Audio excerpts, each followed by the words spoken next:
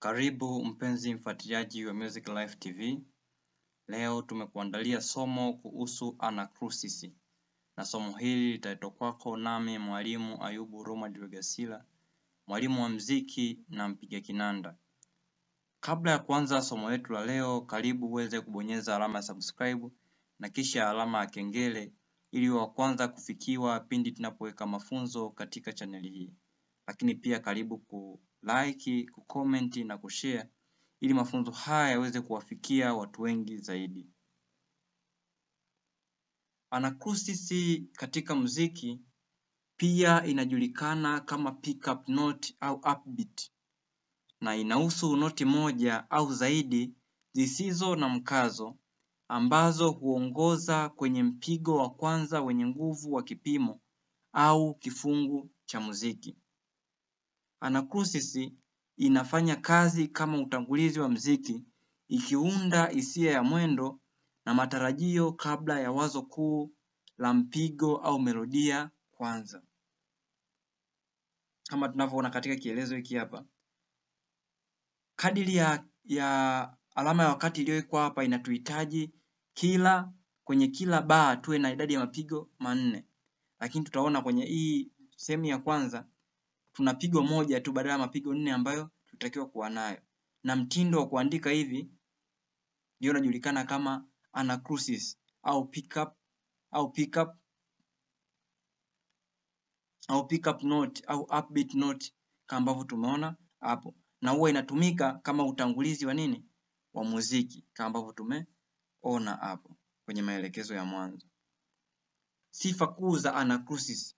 Anacrusis hutokea kabla ya kipimo kamili cha kwanza. Anacrusis huanza kabla ya mpigo wa kwanza wenye mkazo. Wenye mkazo. Sifa ya pili, kawaida huwa kipimo kisichokamilika. Kwa kuwa anacrusis hutokeza kabla ya kipimo kamili cha kwanza, kipimo cha mwisho cha wimbo mara nyingi huwa kifupi ili kuweka uwiano. Kwa hiyo kipengele cha kwanza kinakuwa kifupi, lakini kipengele cha mwisho kitakuwa kifupi pia ili kuweza kukamilisha biti ambayo lilianzia nje ya wimbo.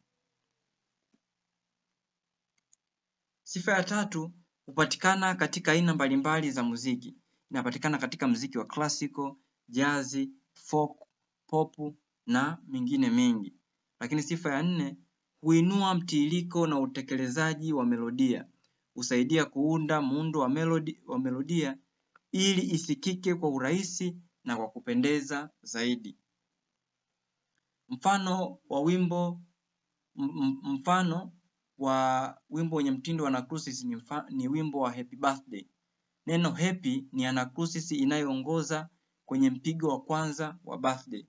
Unaweza kuangalia katika hii copy kwenye happy birthday to you.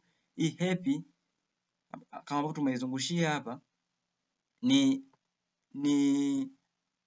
anacrusis, ni mtindo wa anacrusis kwa sababu kadiri ya alama ya wakati ilibidi kila bar iwe na mapigo 3. Lakini hapa kwenye kipengele cha kwanza tutakuwa tuna pigo moja. Na huu mtindo wa kuandika hivi ndio tunauita nini? Anacrusis. Asante sana kwa kutufuatilia.